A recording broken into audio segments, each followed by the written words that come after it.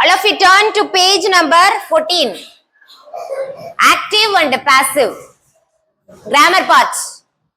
Yesterday, we saw the tabular column which will help to transform all those sentences.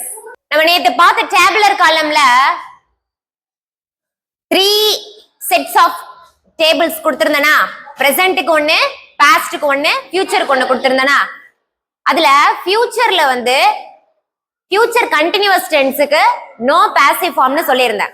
உங்களுக்கு passive form அது derive பண்றது கஷ்டம், அது ஸ்பீச்ல கொண்டு வந்தாலும் ரொம்ப கம்போசமா இருக்கும், கன்ஃபியூஷனா இருக்கும்ன்றதுனால அதை அவாய்ட் பண்ணாங்க. பட் அதை டிரான்ஸ்ஃபார்ம் பண்ணணும்னு முடிவு பண்ணா we can transform. அதை என்ன பண்ண முடியும்? மாத்த முடியும். ஃபார் எக்ஸாம்பிள் நம்ம என்ன கொடுத்திருந்தேன்? I will be very good. I will be teaching English. இது எந்த டென்ஸ்ல இருக்கு? future continuous. future continuous. இதுல இந்த will be அப்படிங்கிறது helping verb. will be அப்படிங்கிறது என்ன? helping verb. இந்த teaching அப்படிங்கிறது வந்து ing continuous formல இருக்கக்கூடிய verb. இப்ப ing வந்தாலே passiveல என்ன சேர்க்கணும்னு சொல்லியிருக்கேன்? being சேர்க்கணும்னு சொல்லியிருக்கேன். இப்ப நமக்கு இது s, இது v, இது o. டிரான்ஸ்ஃபார்ம் பண்ணும் பொழுது ஆப்ஜெக்ட் என்னவா வரணும்? சப்ஜெக்டா வரணும். அப்ப இங்கிலீஷ் எங்க வந்துரும்? ஃபர்ஸ்ட் வந்துரும், சப்ஜெக்டா வந்துரும், சப்ஜெக்ட் பிளேஸ்க்கு வந்துரும். ஆப்ஜெக்ட் பிளேஸ்ல இருந்த இங்கிலீஷ் சப்ஜெக்ட் பிளேஸ்க்கு வந்துரும். இந்த will be teaching இருக்கா, ing வந்தா being சேர்க்கணும்னு சொல்லிருக்கனா, ஹெல்பிங் வர்புக்கும் டீச்சிங்க்கும் இடையில அங்க ஒரு பிரேக்கரா being யூஸ் பண்ணணும். அப்ப இது எப்படி மாறும்னா, இங்கிலீஷ் will be being போட்டு verb எப்படி இருக்கணும்? third form. passive voiceக்கு verb third formல இருக்கணும். அப்ப teach என்னவா மாறிடும்? taught ன்னு மாறிடும். சோ இந்த will be teaching என்னவா மாறி இருக்கு? will be being taught என்ன வரணும்? என்ன வரணும்? by me. very good. by me அப்படின்னு வரும். சோ இதுக்கு இந்த future continuousக்கு passive form இல்லன்னு கிடையாது. we can transform. ஆனா அது ரொம்ப கன்ஃபியூஷன் ஆகும் அப்படிங்கிறதுனால அதை என்ன பண்ணிடுவாங்கன்னா அவாய்ட் பண்ணிடுவாங்க. இன்கேஸ் உங்களுக்கு இந்த மாதிரி சென்டென்ஸ் கொடுத்திருந்தாங்க அப்படின்னா இப்படி நம்ம டிரான்ஸ்ஃபார்ம் பண்ணணும், அதுக்கு நோ பாசிவ் ஃபார்ம்னு போட்டுறாதீங்க. இந்த இன்கேஸ் மோஸ்ட்லி இந்த மாதிரி சென்டென்ஸ் கொடுக்க மாட்டாங்க. ஏதோ ஒரு சான்ஸ்ல உங்களுக்கு இது கிடைச்சிருச்சு, ஒரு அப்நார்மல் கண்டிஷன்ல உங்களுக்கு இது கிடைச்சிருச்சு அப்படின்னா அந்த ஹெல்பிங் வேர்புக்கும் வேர்புக்கும் இடையில பீயிங் சேர்த்து வேர்பை என்னவா மாத்திடுங்க? தேர்ட் ஃபார்மா மாத்திடுங்க. சோ ஃபியூச்சர் கண்டினியூஸ் டென்ஸுக்கு நம்மளால டிரான்ஸ்ஃபர்மேஷன் கொடுக்க முடியும் பாசிவ் வாய்ஸ்க்கு. சோ இப்படி கொடுத்த சென்டென்ஸை இப்படி மாத்த தெரியணும். பாசிவ் வாய்ஸ்ல கொடுக்குற சென்டென்ஸை திரும்ப ஆக்டிவ் வாய்ஸ்ல மாத்த தெரியணும். நான் இவ்வளவு ஈஸி சென்டென்ஸா உங்களுக்கு கொடுத்துட்டேன். ஆனா புக்ல இப்ப நம்ம பார்க்க போற எக்ஸசைஸ்லாம் உங்களுக்கு அப்படி ஈஸியா தெரியாது. பட் அந்த ரூல் தெரியணும். அந்த டேபிள் தெரிஞ்சதுன்னா நீங்க இது எல்லாத்தையுமே அண்டர்ஸ்டாண்ட் பண்ணிக்க முடியும். Look at the first sentence. The manager appointed many office assistants. எடுத்த உடனே பாருங்க, என்ன மிஸ் இவ்வளோ பெரிய சென்டென்ஸ், நீங்க கொடுத்த சென்டென்ஸ் எல்லாம் இதுல இல்லவே இல்லையே அப்படின்னு நீ கேட்ப. பட் இதை எக்ஸ்ப்ளோர் பண்ணும் பொழுது நம்ம படிச்ச ரூல்ஸ் எல்லாம் அப்ளை பண்ணும்போது நீங்க அண்டர்ஸ்டாண்ட் பண்ணிப்பீங்க. இந்த சென்டென்ஸ் என்ன இருக்கு?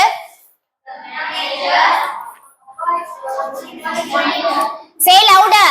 The manager appointed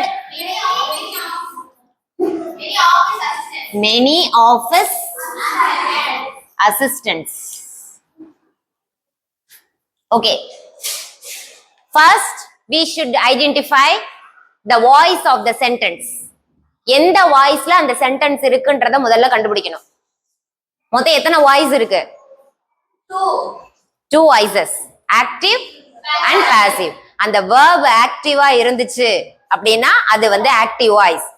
verb எப்ப ஆக்டிவா இருக்கும் அப்படின்னா if we give importance to the doer of the action, if we give importance to the agent ன்னு சொல்லுவாங்க. ஏஜென்ட்னா யாருன்னா the doer of the action சொல்லுவாங்க. சப்ஜெக்ட்டுக்கு இம்பார்ட்டன்ஸ் கொடுத்தோம்னா அது ஆக்டிவ் வாய்ஸா இருக்கும். அதனால கிடைச்ச ரிசல்ட்டுக்கு இம்பார்ட்டன்ஸ் கொடுத்தோம்னா அது பாசிவ் வாய்ஸா இருக்கும். இப்ப இங்க the manager appointed many office assistants. What's the meaning? இதுக்கு உங்களுக்கு தமிழ் மீனிங் அண்டர்ஸ்டாண்ட் பண்ணிக்க முடியுதா? இந்த மேனேஜர் வந்து என்ன பண்ணிருக்காரு? அப்பாயிண்ட் பண்ணிருக்காரு. இது வந்து அப்பாயிண்ட் பண்ணிட்டாரு. யாரு அப்பாயிண்ட் பண்ணிருக்காரு? மெனி ஆபீஸ் அசிஸ்டன்ட்ஸ அப்பாயிண்ட் பண்ணிருக்காரு. சோ த மேனேஜர் அப்படிங்கிறது சப்ஜெக்ட், அப்பாயிண்டட் அப்படிங்கிறது verb, மெனி ஆபீஸ் அசிஸ்டன்ட்ஸ் அப்படிங்கிறது ஓவராலா எடுத்துக்கணும். இது ஒரு குரூப் ஆஃப் வேர்ட்ஸ். அதுல போய் மெனிய தனியா ஆபீஸ தனியாலாம் பிரிச்சினா ஒண்ணும் பண்ண முடியாது. மெனி ஆபீஸ் அசிஸ்டன்ட்ஸ் அப்படிங்கறத ஒரு ஹோலா தான் நம்ம எடுத்துக்கணும், ஒரு யூனிட்டாக தான் நம்ம எடுத்துக்கணும். அப்ப இது வந்து என்னன்னா ஆப்ஜெக்ட். யாரை அப்பாயிண்ட் பண்ணார்? யாரை அப்படிங்கிற கொஸ்டினுக்கு ஆன்சரா வந்ததுனால அது வந்து ஆப்ஜெக்ட். சோ யாரு அப்பாயிண்ட் பண்ணது? மேனேஜர். அவருடைய அந்த verb வந்து ஆக்டிவா இருக்கு. இந்த அப்பாயிண்டட் அப்படிங்கிறது V1 V2 V3 V3 V3 நான் கேட்டேன்னா V2ன்றுவேன். V3 எப்படி வராதுன்னு சொல்லியிருக்கேன். V3 எப்படி வராது? இங்க அப்பாயிண்டட் மட்டும் தானே இருக்கு. Do you find any helping verb beside this? இருக்கான்னு கேக்குறேன். ஏதாவது ஹெல்பிங் verb இருக்கான்னு கேக்குறேன். இந்த சென்டென்ஸ்ல ஹெல்பிங் verb கிடையாது. அப்போ அப்பாயிண்டட் அப்படிங்கிறது V3 இருக்க வாய்ப்பே கிடையாது. ஏன்னா V3 எப்படி வராதுன்னு சொல்லியிருக்கேன். தனியா வரவே வராது. அது ஒரு ஹெல்பிங் verb கூட தான் வரும். அப்ப அப்பாயிண்டட் அப்படிங்கிறது V2. Appoint, appointed, appointed. ஏன்னா இதுக்கு V2 ஃபார்மும் அப்பாயிண்டட் தான், V3யும் அப்பாயிண்டட் தான். V3 எப்படி கண்டுபிடிக்கலாம்? ஹெல்பிங் verb கூட வரும். சிங்கிளா வந்துச்சுன்னா அது வந்து V2. சோ இப்ப அப்பாயிண்டட் V2ன்னு கண்டுபிடிச்சிட்டோம்ல. அப்ப இத வச்சு டென்ஸ் கண்டுபிடிக்கலாம். என்ன டென்ஸ்ல இருக்கு இந்த sentence? Past tense. Very good. எதுல இருக்கு? பாஸ்ட் டென்ஸ்ல இருக்கு. நம்ம வாய்ஸ்ல எதை சேஞ்ச் பண்ண கூடாதுன்னு சொல்லியிருக்கேன்? டென்ஸ் சேஞ்ச் பண்ணவே கூடாது. வாய்ஸ்ல டென்ஸ் சேஞ்ச் பண்ண கூடாது. சோ இது ஆக்டிவ் வெர்ப்ல இருக்கு, தேர்ட் ஃபார்ம் ஆஃப் த வெர்ப்ல இல்ல. இது ஆக்டிவ் வெர்ப்ல இருக்கு. அப்போ இந்த பாசிவ் வெர்ப்ல இல்ல. ஏன்னா ஆக்டிவ் வெர்ப் ஒரே ஒண்ணு சிங்கிளா வந்திருக்கு, ஹெல்பிங் வெர்ப் இல்லாம. இத வச்சு நம்ம இது என்னன்னு கண்டுபிடிச்சிடலாம்னா V2 வந்திருக்கு, இது பாஸ்ட் டென்ஸ்னு கண்டுபிடிச்சிட்டோம். வெர்ப் ஆக்டிவா இருக்கு, அதனால இது என்ன வாய்ஸ்? Active voice. இன்னொன்னு this sentence gives importance to the doer of the action. இந்த ஆக்ஷனை யாரு பண்ணாங்களோ அவங்கள தான் ஃபர்ஸ்ட் முன்னிறுத்தி இருக்காங்க. இப்ப மேனேஜருக்கு தான் இம்பார்ட்டன்ஸ் கொடுத்திருக்காங்க. Manager appointed many office assistants. அப்போ இது வந்து ஆக்டிவ் வாய்ஸ். நம்ம இது என்னவா சேஞ்ச் பண்ணணும்? பாசிவ் வாய்ஸா சேஞ்ச் பண்ணணும். பாசிவ் வாய்ஸா சேஞ்ச் பண்றதுக்கு ஃபர்ஸ்ட் ரூல் என்ன சொல்லியிருக்கேன்? சப்ஜெக்டா வந்துடணும். சப்ஜெக்ட் வந்து ஆப்ஜெக்ட். இப்ப இங்க ஆப்ஜெக்ட் என்ன இருக்கு? Many office assistant. அத ஃப்ரண்ட்ல கொண்டு வந்துடும். நீ இந்த இன்டர்சேஞ்ச் பண்ணீங்கனாலே ஒரு மார்க் கொடுத்துடுவாங்க. சப்ஜெக்ட் அண்ட் ஆப்ஜெக்ட் இன்டர்சேஞ்ச் பண்ணிட்டீங்கனாலே அதுக்கு ஒரு மார்க் வாங்கிடலாம். So many office assistant. அந்த எம் இங்க இருக்கும் பொழுது ஸ்மாலா இருக்கு. சோ ஒரு சென்டென்ஸினுடைய இனிஷியல் லெட்டர் எப்படி இருக்கணும்? கேபிட்டல். ஒரு sentence if we begin a sentence the first letter should be capital. so m என்னவாயிடும்? capital. many office assistants. okay, so அது ஃபர்ஸ்ட் வந்துட்டு. நெக்ஸ்ட் நம்ம என்ன பார்க்கணும்னா verb பார்க்கணும். இந்த verb எப்பொழுதுமே third form of the verb தான் மாத்தணும்னு சொல்லியிருக்கேன். பாசிவ் வாய்ஸ்னா அப்படி third form of the verb மாத்தும் பொழுது இடையில என்ன இருக்கணும்?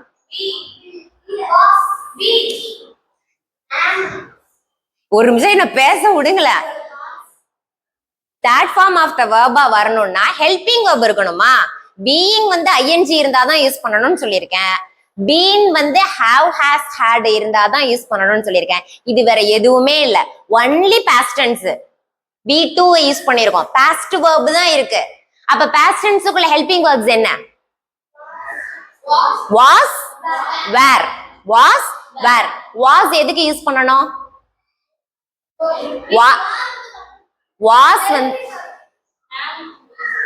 was வந்து சிங்குலருக்கு பக்கத்துல யூஸ் பண்ணணும். were ப்ளூரலுக்கு பக்கத்துல யூஸ் பண்ணணும். இப்ப many office assistants இருக்கா, இந்த வேர்ட் வந்து சிங்குலரா ப்ளூரலா? அபினவ், இந்த வேர்ட் சிங்குலரா ப்ளூரலா? ப்ளூரல். எஸ்ல முடிஞ்சிருக்கு. அசிஸ்டன்ட்ஸ் நிறைய பேர் அப்பாயிண்ட் பண்ணிருக்காரு. அப்ப இங்க என்ன யூஸ் பண்ணணும்? வேர். வேர் போட்டு அப்பாயிண்டடுக்கு third form of the verb என்னதான்? அப்பாயிண்டட் தான். So many office assistants were appointed. verb-க்கு பக்கத்துல பாசிவ் வாய்ஸ்னா என்ன போடணும்? அங்க ஒரு கீவேர்ட் யூஸ் பண்ணணுமே. பை போடணும். Very good. என்ன போடணும்? பை போடணும். பை யாரால் அப்பாயிண்ட் செய்யப்பட்டார்கள்? The manager. By the manager. இந்த எம் இங்க நீங்க கேபிட்டல்ல ஸ்மாலா கூட யூஸ் பண்ணிக்கலாம். அது ஒன்றும் பெரிய இஷ்யூ கிடையாது. புரிஞ்சுதா? சோ மேனேஜர்னு சொல்றதுனால அவருடைய ஃபர்ஸ்ட் லெட்டர் நம்ம என்ன பண்ணிருக்கோம்? கேபிட்டலா யூஸ் பண்ணிருக்கோம். இந்த மேனேஜருக்கான ஒரு ப்ராப்பர் நவுன் கொடுத்திருந்தாங்கன்னாலும் அவருடைய பெயர்னா ஃபர்ஸ்ட் லெட்டர் என்னவாயிடும்? ஆட்டோமேட்டிக்கா கேபிட்டலா மாறிடும். சோ இந்த சென்டென்ஸ் எப்படி சேஞ்ச் பண்ணிருக்கோம்னு தெரியுதா? இவ்வளவுதான். இதுக்கு 2 மார்க்ஸ். நிவேதா சொல்றா, எவ்வளவு வேலை பார்த்திருக்கோம், இதுக்கு எப்படி மிஸ் 2 மார்க்ஸ் தான்? 2 மார்க்ஸ். உனக்கு அப்படி தெரியும், நிறைய அதுல ஒர்க் பண்ணிருக்கிற மாதிரி. சிம்பிள். சப்ஜெக்ட் அங்க இருந்து ஆப்ஜெக்ட் இங்க சப்ஜெக்ட் ஆயிடுச்சு, இங்க இருந்து சப்ஜெக்ட் ஆப்ஜெக்ட் ஆயிடுச்சு. verb என்ன? அப்பாயிண்டட் அப்படிங்கிறது என்னவா மாறி இருக்கு? வேர் அப்பாயிண்டட்னு மாறி இருக்கு. அவ்வளவுதான். ஒரு பை யூஸ் பண்ணிருக்கோம். இப்படிதான் சேஞ்ச் பண்ணணும். சோ ஒரு சென்டென்ஸ் எந்த வாய்ஸ்ன்னு கண்டுபிடிக்கிறோம். சப்ஜெக்ட் ஆப்ஜெக்ட் இன்டர்சேஞ்ச் பண்றோம். verb என்ன டென்ஸ்ல இருக்குன்னு பாக்குறோம். அந்த டென்ஸுக்குள்ள ஹெல்பிங் verb யூஸ் பண்றோம். verb தேர்ட் ஃபார்ம்ல மாத்துறோம். பை யூஸ் பண்றோம். அவ்வளவுதான். இந்த சென்டென்ஸ் புரியுதா? ஈஸியா இருக்கா? நெக்ஸ்ட் சென்டென்ஸ் பாருங்க. You are making a cake now. Very easy. Easy sentence. You are making a cake now. Listen. First என்ன பண்ணணும் தெரியுமா? வாய்ஸ்க்கு சென்டென்ஸ் கொடுத்த உடனேயே அது என்ன வாய்ஸ்னு கண்டுபிடிச்சிடுவோம் சென்டென்ஸ்ல. So you are making a cake now. அந்த கேக்கை யார் செய்யறாங்க? நீ ஒரு கேக் செய்து கொண்டிருக்கிறாய். நவ் இப்பொழுது. நீ ஒரு கேக் இப்பொழுது செய்து கொண்டிருக்கிறாய். அப்ப யார் அந்த கேக்கை செய்யறாங்க? யூ தான். அப்ப அந்த ஆக்ஷன் வந்து டூயர் ஆஃப் த ஆக்ஷனுக்கு தான் இம்பார்ட்டன்ஸ் கொடுத்திருக்காங்க. verb வந்து ஆக்டிவா இருக்கு. ஆர் மேக்கிங் அப்படின்னு இருக்கு. அது வந்து ஆக்டிவ் verb. அப்ப இது என்ன வாய்ஸ்ல இருக்கு? ஆக்டிவ் வாய்ஸ்ல இருக்கு. ஆக்டிவ் வாய்ஸ்ல இருக்கு. Very good. இப்போ இது என்ன டென்ஸ்ல இருக்கு? அந்த verb வச்சு சொல்லுங்க. ஆர் மேக்கிங் என்ன tense? Present. Making ing. Present continuous. Very good. Present கண்டினியூஸ்ல இருக்கு. நெக்ஸ்ட் என்ன கண்டுபிடிக்கணும்னா சென்டென்ஸ் பேட்டர்ன். அப்படி பிரிச்சாதான் உனக்கு எங்க சப்ஜெக்ட் ஆப்ஜெக்டா எப்படி சேஞ்ச் ஆகுதுன்னு தெரியும். சோ யூ அப்படிங்கிறது என்ன? யூ அப்படிங்கிறது subject. Are making verb. Are மேக்கிங்ன்றது verb. எதை அவங்க செய்யறாங்க? கேக். அப்ப எதை அப்படிங்கிற क्वेश्चनக்கு ஆன்சர் வந்ததுனால அது என்னது? ஆப்ஜெக்ட். when எப்பொழுது செய்யறாங்க? எப்பொழுது, எப்படி, எங்கே. when, how, where. இந்த மாதிரி क्वेश्चनக்கு ஆன்சரா பண்றதை என்ன சொல்லுவோம்னா அட்ஜங்க்ட்னு சொல்லுவோம். அது ஏ. அந்த அட்ஜங்க்ட பத்தி நமக்கு பிரச்சனை கிடையாது. அட்ஜங்க்ட் லாஸ்டா அது ஒரு அடிஷனல் இன்ஃபர்மேஷன் தான். அதை கடைசியா ஜாயின் பண்ணிக்கலாம். நமக்கு ஆப்ஜெக்டும் சப்ஜெக்டும் தான் இம்பார்ட்டன்ட். இப்போ இங்க சப்ஜெக்ட் கண்டுபிடிச்சிட்டோம், ஆப்ஜெக்ட் கண்டுபிடிச்சிட்டோம். ஃபர்ஸ்ட் ரூல் என்ன? ஆப்ஜெக்ட் ஃப்ரண்ட்ல வரணும். அப்ப கேக்கு ஃப்ரண்ட்ல வந்துருமா? ஓகே. இங்க என்ன இருக்கு? ஆர் மேக்கிங், அதாவது ஐஎன்ஜி இருக்கு. ஐஎன்ஜி வந்தாலே பீயிங் சேர்க்கணும். பீயிங் சேர்க்கறதுக்கு முன்னாடி ஹெல்பிங் verb சேர்க்கணும். இது என்ன டென்ஸ்னு கண்டுபிடிச்சிருந்தோம்? Present continuous tense. அதாவது பிரசன்ட் டென்ஸ்ல இருக்கு. அப்ப இதுக்கு கேக்குக்கு பக்கத்துல ஹெல்பிங் verb என்ன வரும்? பீயிங் போடுறதுக்கு முன்னாடி ஒரு ஹெல்பிங் verb யூஸ் பண்ணணும். இஸ். கேக்குக்கு பக்கத்துல என்ன வரும்னா பிரசன்ட் ஹெல்பிங் verb இஸ் தான் யூஸ் பண்ணணும். கேக் அப்படிங்கிறது சிங்குலர்ல இருக்கு. சோ இங்க என்ன யூஸ் பண்ணணும்? இஸ். பக்கத்துல ஐஎன்ஜிக்காக பீயிங் சேர்த்துக்கிறோம். மேக் அப்படிங்கிற verb-க்கு V3 என்ன? மேக். மேக் மேக்டா? மேக்கிங்கா? மேக்குக்கு பாஸ்ட் ஃபார்ம் என்ன? இது சொல்லு. மேடு. என்னது? மேடு. ஏன் அப்படியே திங்க் பண்றீங்க? மேக்குக்கு பாஸ்ட் டென்ஸ் என்ன? Made. Make, made, made. Make, made, made. அதனாலதான் மேட் இன் இந்தியா. அங்க இருந்து தயாரிக்கப்பட்டது, உருவாக்கப்பட்டது. மேக்ல இருந்து வந்ததுதான் made. So a cake is being made. பக்கத்துல என்ன போடணும்? பை போடணும். என்ன போடணும்? பை போடணும். இந்த யூ சப்ஜெக்டா இருக்கா? அது ஆப்ஜெக்டா போகும் பொழுது பீங்கா மீன் மாறும். ஐ மட்டும்தான் மீயா மாறும். ஐ தான் மீயா மாறும். யூங்கிறது சப்ஜெக்ட்லயும் யூ தான், ஆப்ஜெக்ட்லயும் யூ தான். சோ இதுதான். இதுக்கு எத்தனை மார்க்? 2 மார்க்ஸ். நோட் பண்ணிக்கோங்க. Now let's see passive voice in request. passive voice requestல இருந்தா அது எப்படி சேஞ்ச் ஆகும்?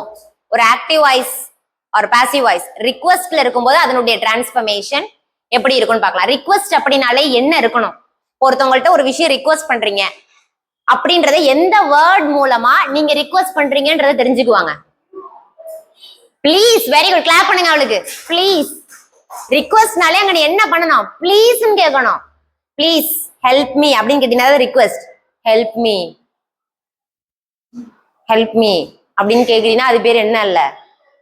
ரிக்வெஸ்ட் இல்ல, ஆர்டர் பண்ற மாதிரி இருக்கும். சோ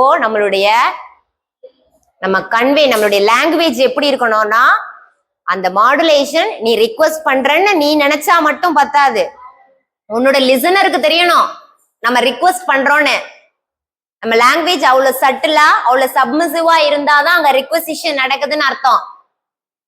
டோன் வந்து ரொம்ப மெஜஸ்டிக்கா ரொம்ப கமாண்டிங்கா இருக்குன்னா அங்க என்ன நடக்குதுன்னு அர்த்தம் கிடையாது. ரிக்வெஸ்ட்னு ஒண்ணு நடக்கவே இல்லைன்னு அர்த்தம். இங்க ஃபர்ஸ்ட் சென்டென்ஸ் என்ன கொடுத்திருக்காங்க? Read allowed. Read the first sentence.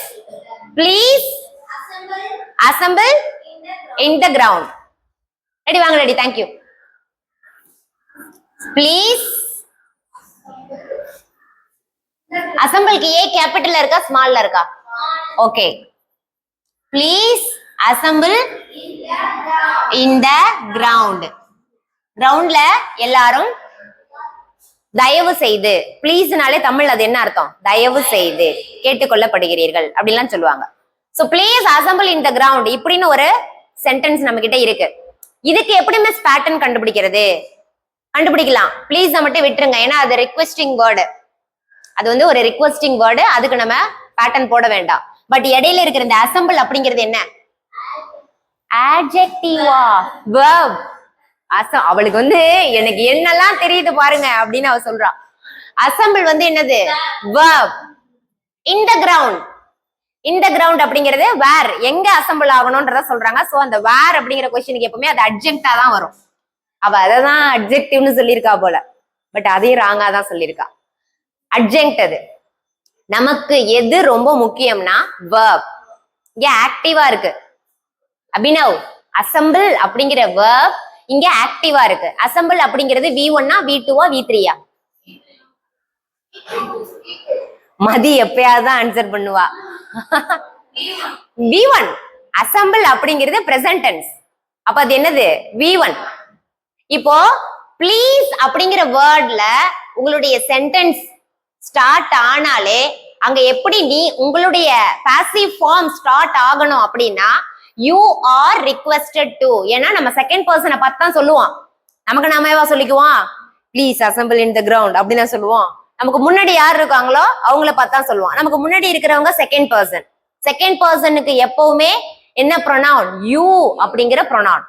யூங்கிறது சிங்குலருக்கும் you தான், ப்ளூரலுக்கும் யூ தான். உங்க மொத்த பேரையும் பார்த்து please assemble in the ground அப்படின்னு சொன்னாலும் நீங்க எல்லாரும் வரணும். ஒரே ஒருத்தருக்கு சொன்னாலும்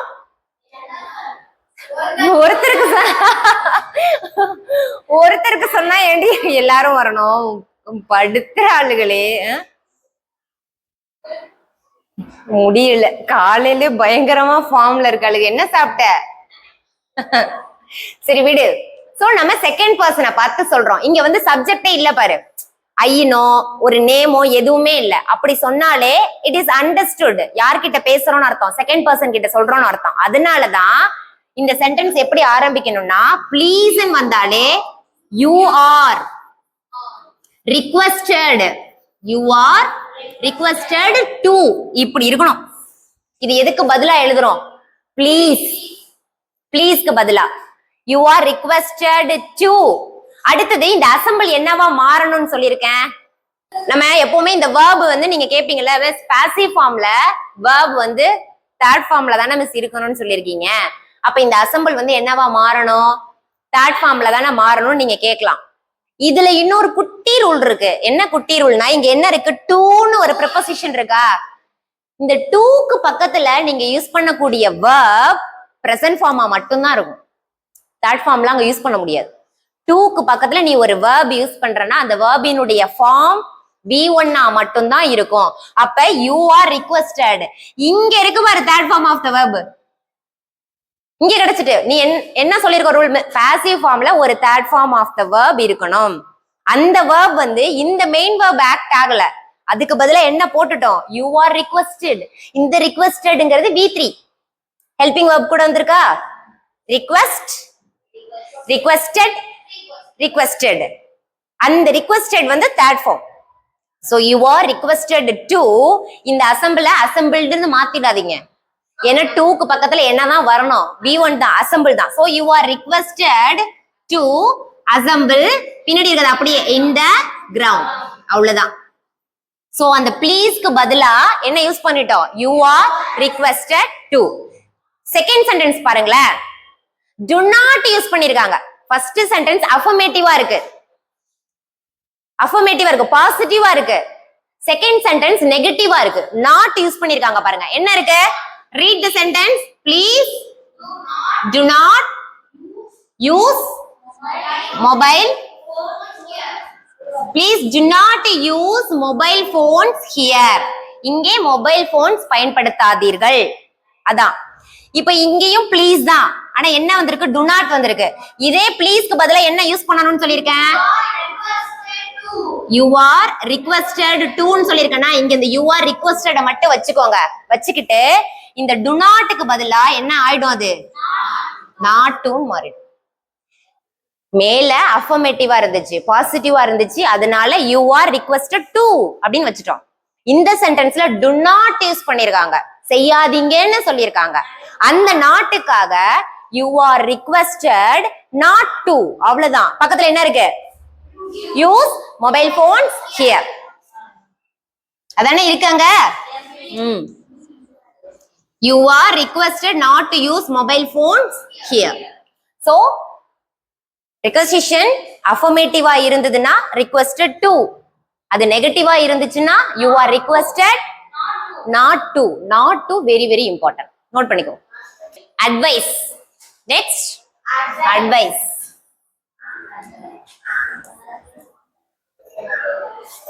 அட்வைஸ் அப்படிங்கிறது என்ன,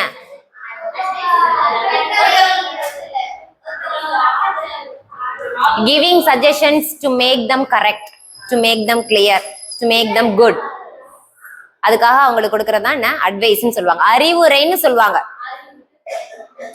in order to direct one to go in a right path, ஒருத்தவங்கள சரியான வழியில வழி நடத்துறதுக்காக நம்ம கொடுக்கறது தான் என்ன, அட்வைஸ். அதுல இல்ல அட்வைஸ் எல்லாம் நிறைய இருக்கு, தவறான அட்வைஸ் கொடுக்கறவங்களும் இருப்பாங்க. நம்ம இங்க அட்வைஸ ரொம்ப பாசிட்டிவாவே அப்ரோச் பண்ணுவோம். என்ன வேர்ட், என்ன சென்டென்ஸ் கொடுத்திருக்காங்க, ஃபர்ஸ்ட் பாருங்க, work hardன்னு கொடுத்திருக்காங்க, அவ்வளவுதான். என்னங்க இவ்வளவுதான், ரொம்ப சிம்பிளா இருக்கு, ரொம்ப சிம்பிளா இருக்கு. work hard, work hard அப்படின்னு என்ன அர்த்தம், கடினமாக உழைங்க. இது நல்ல விஷயம் தானே, இதனால யாரும் வீணா போறது கிடையாது, இது ஒரு பேட் அட்வைஸ் கிடையாது, இது ஒரு நல்ல விஷயம். சோ ஒர்க் ஹார்ட்னு சொல்றாங்க, கடினமாக உழைங்க. அப்ப எப்படி ரிக்வெஸ்ட் அப்படிங்கிறதுக்கு யூ ஆர் ரிக்வெஸ்டட் டு அப்படின்னு மாறுதோ, அந்த மாதிரி அட்வைஸ்க்கு யூ ஆர் அட்வைஸ்டு டு எப்படி வரணும், யூ ஆர் அட்வைஸ்டு டு. அந்த அட்வைஸ்க்கு இங்க சிஇ போட்டிருக்கனா, அந்த யூ ஆர் அட்வைஸ்டு டுன்னு இருக்கா, அதுல என்ன இருக்கு, என்ன இருக்கு, SED இருக்கு. Very good. You are advised to work hard, அவ்வளவுதான். you are advised to work hard. listen, இந்த அட்வைஸ் CE அப்படின்னு இருந்தா அது வந்து நவுன், அறிவுரை அப்படிங்கிறது ஒரு பெயர் சொல். அதுவே இங்க அட்வைஸ் அப்படின்ற பொழுது எஸ்ஸா வந்துச்சுன்னா அது வேர்பா ஆக்ட் ஆகுதுன்னு அர்த்தம், அறிவுரை கூறுதல் அப்படிங்கிற ஆக்ஷன் நடக்குதுன்னு அர்த்தம். அப்படிதான் பிராக்டிஸ்க்கும் பிராக்டிஸ் அப்படின்னு சொல்லும் பொழுது அது நவுனா இருக்கும் பொழுது CE யூஸ் பண்ணுவோம், அதை வேர்பா யூஸ் பண்ணும் பொழுது SE யூஸ் பண்ணுவோம். இப்ப நீ இங்க CED யூஸ் பண்ணிடக்கூடாது, SED தான். அட்வைஸ்டு அப்படிங்கிறது V3, you are advised to. So அந்த சென்டென்ஸை நீங்க ரீட் பண்ணும் பொழுதே அது ரிக்வெஸ்டா அட்வைஸா அப்படிங்கறத நம்ம என்ன பண்ணிடலாம், தெரிஞ்சுக்கலாம். சோ ஒர்க் ஹார்ட் அப்படிங்கிறது அட்வைஸ், செகண்ட் சென்டென்ஸ் என்ன கொடுத்திருக்காங்க? Very good. Do not junk food. Do not eat junk food. First sentence அஃபர்மேட்டிவா இருக்கு, ரொம்ப பாசிட்டிவான ஒரு விஷயம் சொல்லியிருக்காங்க. இங்க do not நெகட்டிவ்ல ஸ்டார்ட் ஆகிருக்கு. நாட் வந்ததுனாலே நாட், நோ, நெவர், நோபடி இப்படின்னு இருந்தாலே இது நெகட்டிவ்ல இருக்குன்னு அர்த்தம். அப்ப இது யூ ஆர் அட்வைஸ்டு டுன்னு இருக்குல்ல, அப்ப நெகட்டிவ்ல இருக்கிறதுக்கு நீங்க சொல்லும் பொழுது என்னவா மாறும்? யூ ஆர்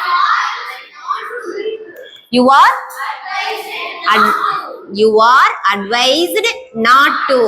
எப்படி you are requested not to oh அந்த மாதிரி டு நாட் வந்தாலே நாட் டு மாறிடணும்.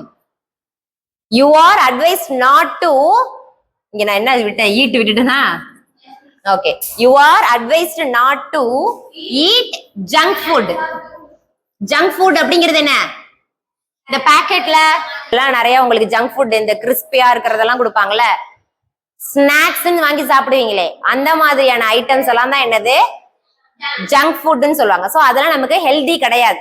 அந்த ஜங்க் ஃபுட்டை தான் சாப்பிடாதீங்கன்னு சொல்றாங்க. அது ஒரு அட்வைஸ். அந்த அட்வைஸ் இங்க நெகட்டிவ்ல இருக்கு. அப்ப டு நாட் அப்படின்னு வந்தாலே